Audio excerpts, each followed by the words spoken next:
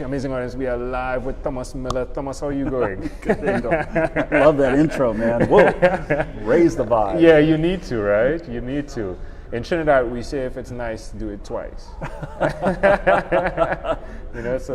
It's good. Thomas, do tell me which of your talents is responsible for us connecting at this specific time in history? Well, our mutual friend who introduced us. Yeah, what's his name? Come on, do Angel that.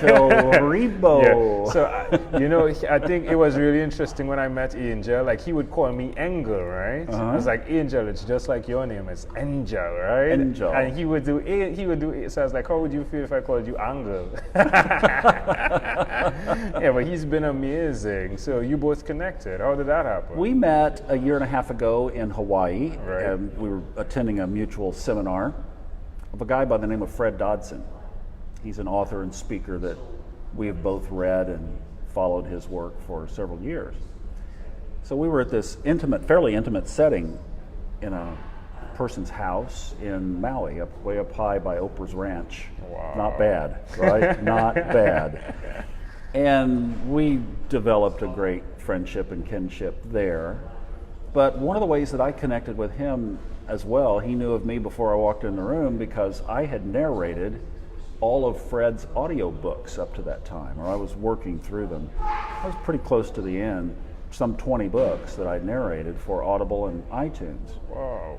This is your audio. Yeah. You do sound like a book. So I narrate your books. tones, the way your tones are connected. Yeah. Yeah. Yeah. So I read the audiobooks. That's great. And it was funny because nobody knew what I looked like, but they all knew what I sounded like. Yeah. So when I walked in the room and said good morning, they were like, "Oh, it's," because they all were into his books, right? That's great. Kind of groupies following Fred.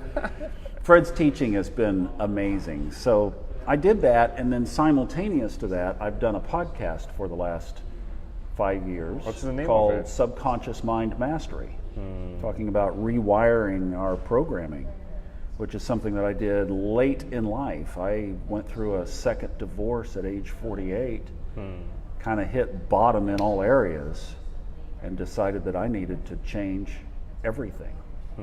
So through that process, that obviously is still ongoing, that was when I really shifted to reading energy, talking about energy, learning about energy, studying energy, and the subconscious popped out as realizing that when I looked at where I was, when I honestly stepped back from the disaster that I was in after that second divorce, and I looked at everything.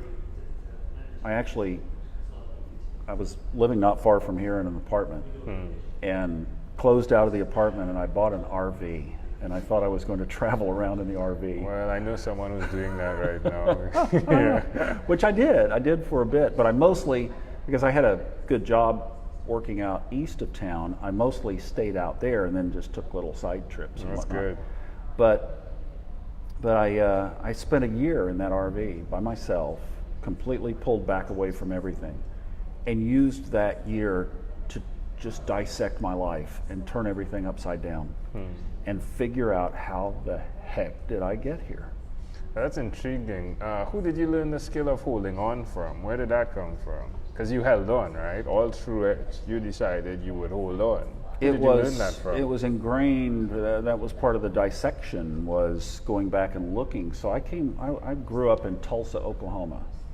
Are you going through Oklahoma on your tour? I did drive through Oklahoma just yesterday. Okay. I did, because we needed to just hit 2 states again. Well, 4.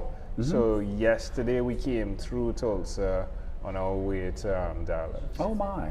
Okay. You drove through. Yeah. So no, but before that I was there as well. So yesterday was different. Like, we needed to hit North Dakota and South Dakota and Minnesota and Kansas. Oh, wow. So we left Albuquerque and we drove up to South Dakota, North Dakota, went across to Minnesota and came down.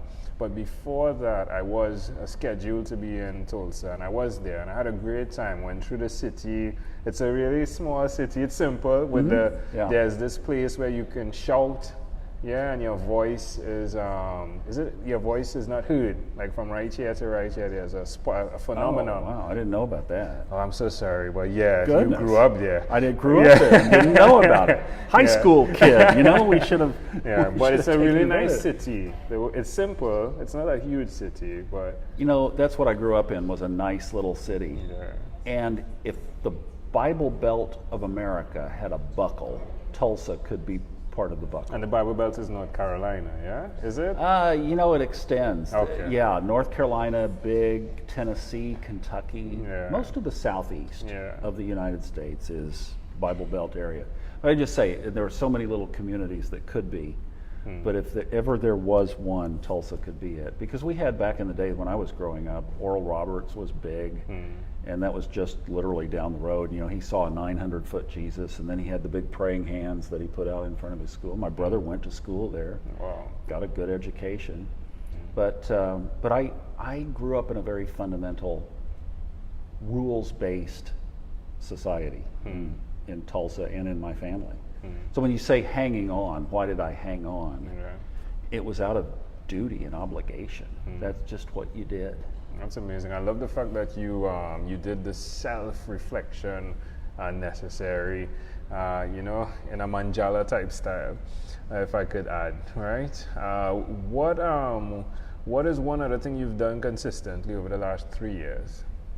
Narrate audiobooks every morning. How does that make you I feel? finished the library of it. I'll tell you what, to know that I went back to an intuitive prompt and followed that through 21 books later, that provides it provides an income stream, and I've been able to do things because of that I wouldn't have been able to do before. And just the accomplishment of taking a whole guy's life's work, who doesn't have time, Fred certainly has the voice and the skill, but just the time. It takes a lot of time to do this. And he handed that off to me and shared that project and that revenue. It's an accomplishment that I am so thankful That's that great. I was able to do. I love that. Yeah. Yeah, I love your voice. It just reminds me now of the books I've listened to. It's that tone, that. So if I wanted, Don't tell anybody this. Sure, tell me. Get a little secret Yeah, here. please. I have some free codes from Audible, Right. and I will give you Oh some my free codes God! so that you can have some free Sure, that is audiobooks, all right? great. I love it. But Because don't we're tell on the anybody. road, Don't right? tell anybody. Yeah. Don't let them know. I appreciate that. We're on the road, right? Yeah. And Yeah, you're on the road, I'm exactly. like, it's like, Oh my so gosh. my wife is actually reading one of Michael Gerber's books to us. So she's the audiobook. But She's the audiobook I could take narrator. hours of books, right? But she could only do one chapter. Yeah. So All you'll right. definitely help her. I will fix you two up. That's great. Well, if I wanted to get my book narrated, where do I go to find out more about you? I have a website called FredDodsonAudiobooks.com. Could you say that slower? Sure. Fred? It's Fred, F-R-E-D. Wonderful. Last name is Dodson, D-O-D-S-O-N. Dodson. Audiobooks.com. Oh, There's a come on, Fred. Get a better website than that. It's too much. Go with FDA. It just has the audiobooks on Yeah. it. So So it has the audiobooks you've done. Right. But there's not a place I can connect with you. Yeah, there is. There is a place. Where's the best place to connect? Oh, from Fred from the Dodson, audio. Yeah, from there. audiobooks.com. Yeah, there's a contact. I on love there. it. All right. It And works. then my another here would be another great way is my podcast website is Right. Oh, there we go. subconsciousmindmastery.com. So Thomas at subconsciousmindmastery. You see where he gets the long names from, Would right? be that. He Yeah, I know. definitely loves the long names. Well, all the good ones were, they're love it. taken. Well, let's switch gears for a moment. Let me invite you into my time machine that is surrounded with beautiful, warm blue Caribbean water. Ooh, I love it. What is your earliest childhood memory? Earliest childhood memory was a scene of coming home from church one day and getting in the back of a recliner in our den and asking Jesus to come into my heart. Wow, how old That were you? was the 3, if not maybe a little bit before. Why do you think that memory is so clear?